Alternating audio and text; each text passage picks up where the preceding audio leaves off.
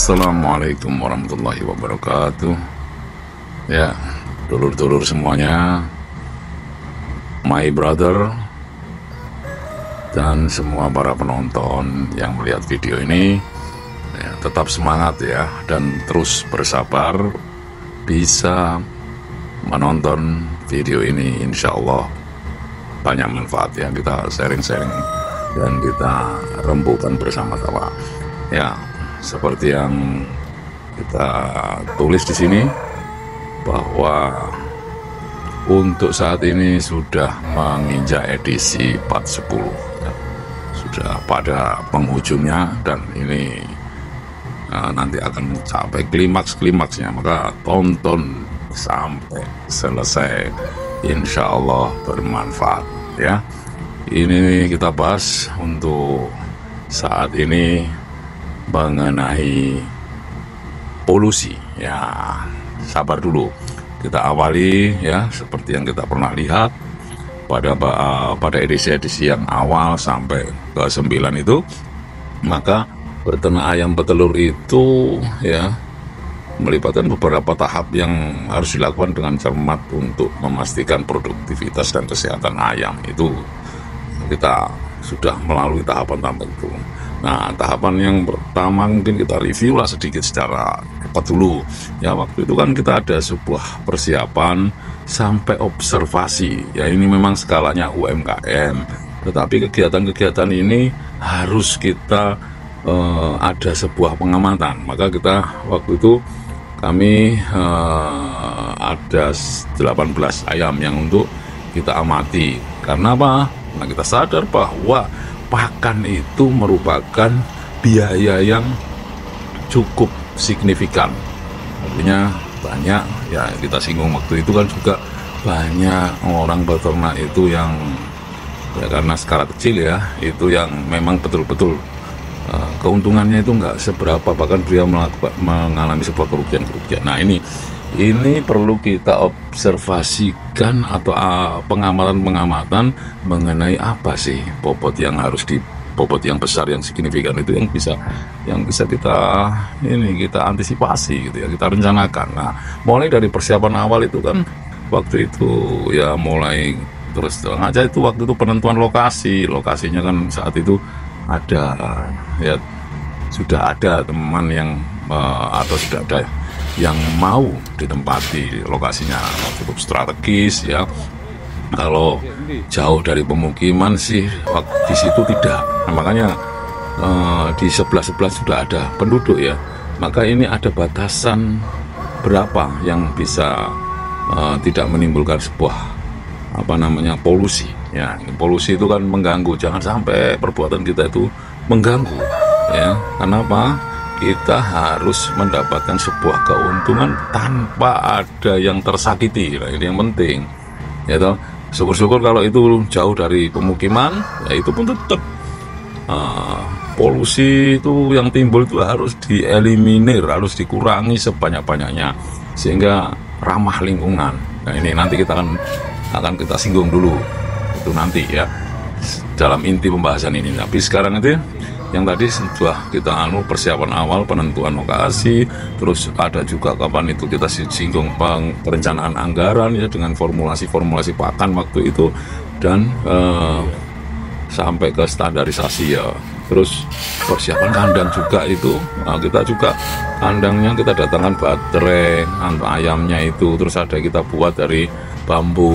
Nah, ini kan semuanya ini memang ada timbul biaya. Kalau memang ngawali tanpa ada biaya itu nanti ada tahapannya, bisa nanti kita bermitra lah. Itu ada yang DM juga, ada yang bertanya bagaimana cara bermitranya, itu nanti kita bahas karena itu cukup panjang gitu ya, tapi insya Allah sama-sama menguntungkan. Nah, kembali lagi ya, memang itu pengamatan itu butuh biaya, maka kita memang harus menganggarkan untuk pembiayaan, baik pembelian alat, mulai pakan, ya persiapan kandang, bahkan ya harus ada izin.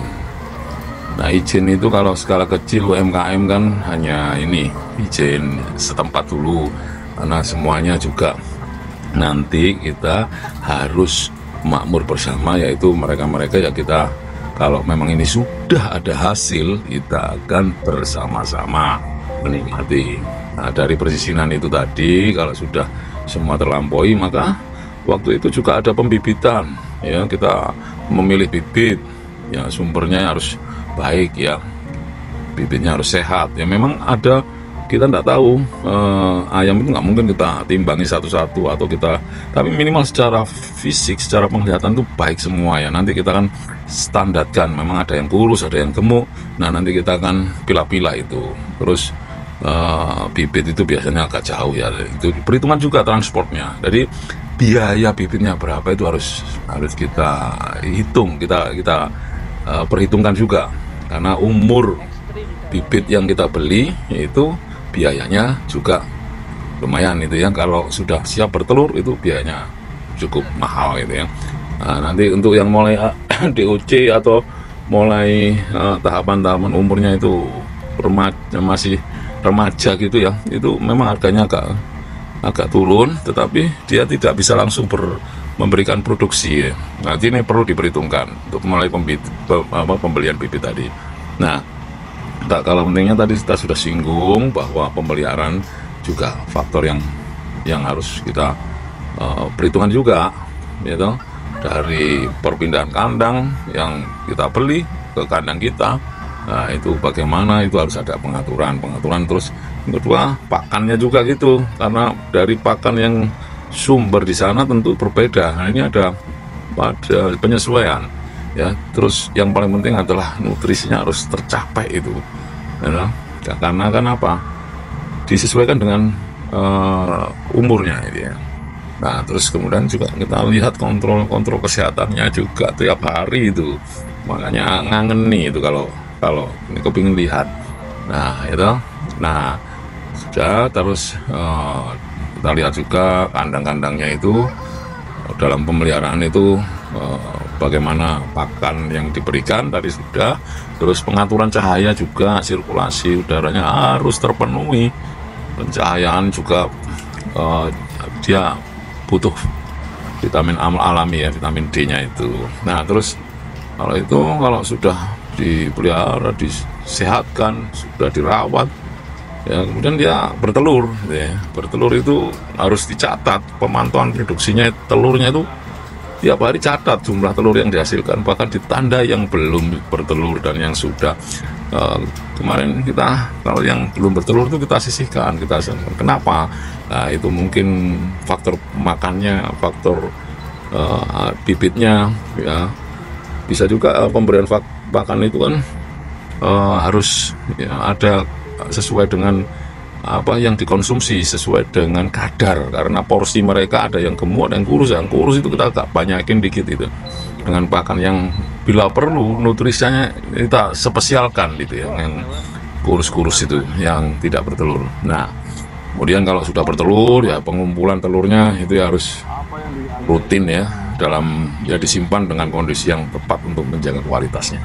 Terus pemberian vitamin itu ya, ini ya tidak boleh termakan oleh promosi ya. Kita sharing sama yang pengalaman vitamin apa yang diberikan itu yang baik untuk umur sekian ya kan.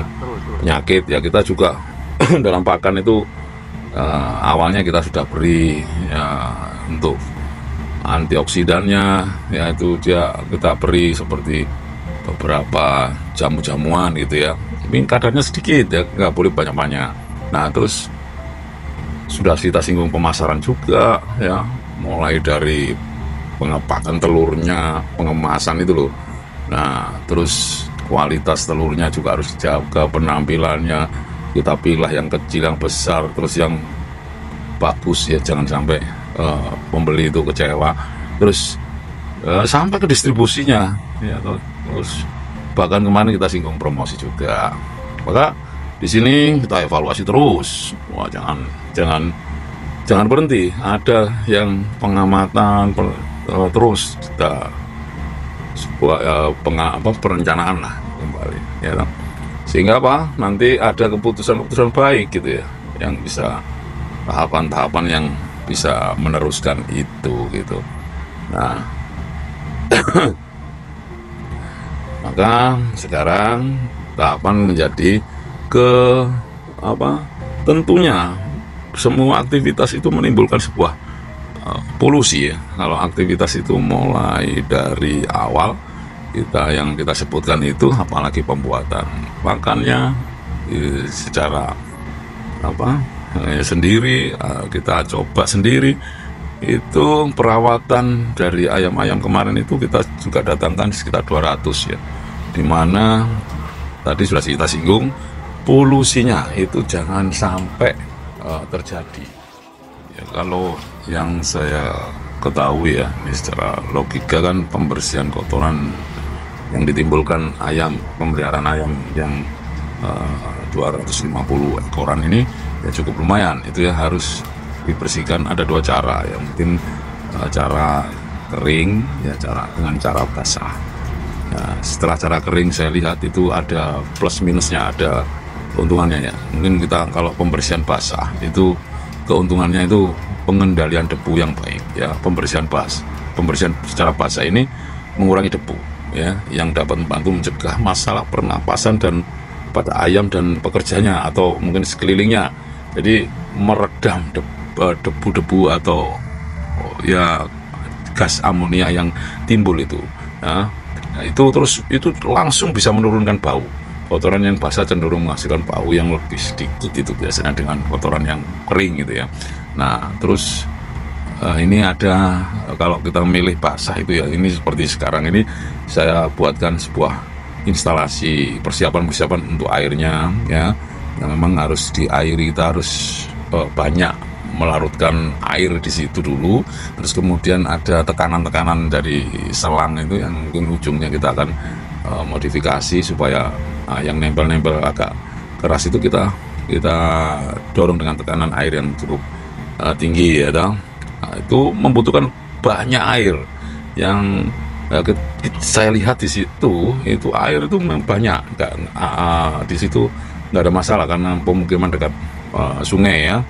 Terus kita lihat mungkin, terus yang kedua itu biaya PLN-nya juga ada meningkat, tapi ya itu nggak signifikan lah, masih bisa di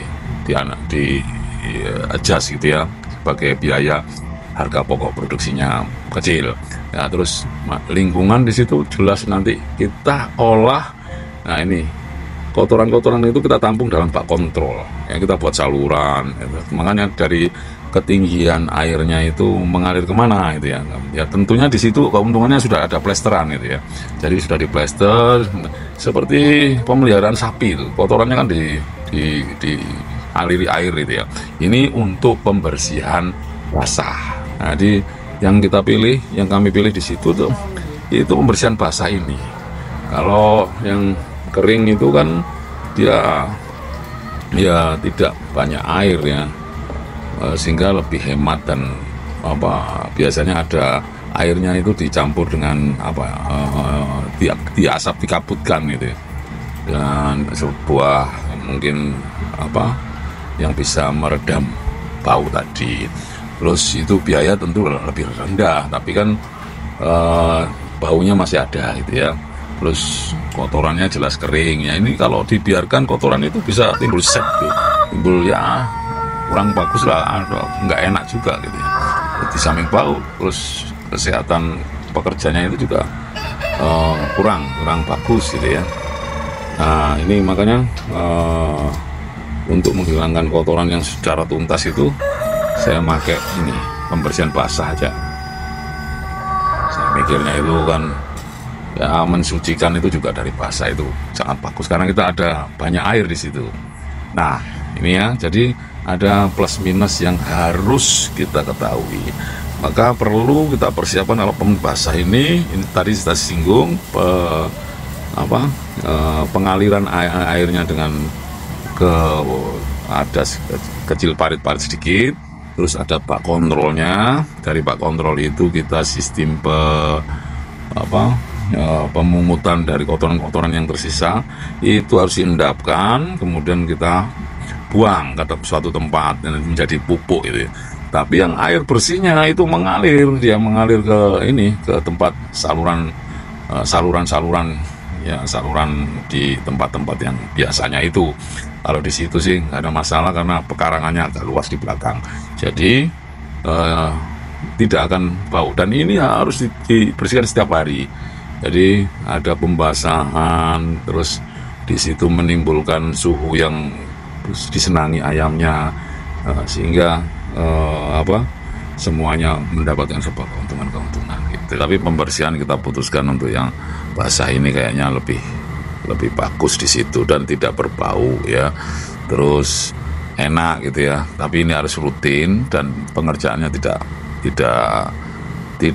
sulit gitu ya. Terus kita sadari bahwa pemukiman tidak boleh ada keluhan, tidak boleh menyakiti lingkungan, sehingga yang proses yang tadi itu sangat ramah lingkungan, tidak ada bau, dan memang ada biaya-biaya yang harus dipersiapkan, tapi itu untuk jangka panjangnya insya Allah cukup bagus ya. Demikian dulur-dulur semuanya, terima kasih ya atas kesabaran menonton video ini, sehingga kita bisa insya Allah sama-sama mempunyai mendapatkan hal-hal yang bermanfaat. Tak lupa kita akhiri, ihdinas siratal mustaqim. Wassalamualaikum warahmatullahi wabarakatuh.